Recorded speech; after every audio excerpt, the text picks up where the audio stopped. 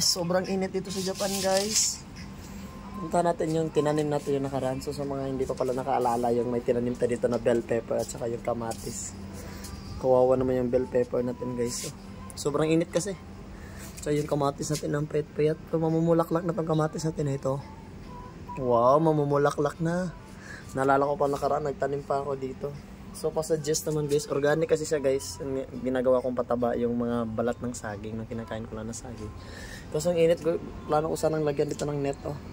Dito, net. Kawawa naman yung tanim natin, guys. Dadagdag pa sana tayo ng talong kasi wala pang talong. Nahulog yung dahon niyo. Ano, kusang napuputol?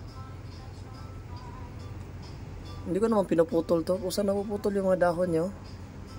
Hindi ko alam. Kawawa naman yung bell pepper natin. Ang taba-taba pa naman sana nyo. So nagiging pataba natin yung mga balat ng saging na kinakain natin, guys. So yung talong natin ang payat. Parang kasing payat ko. Char.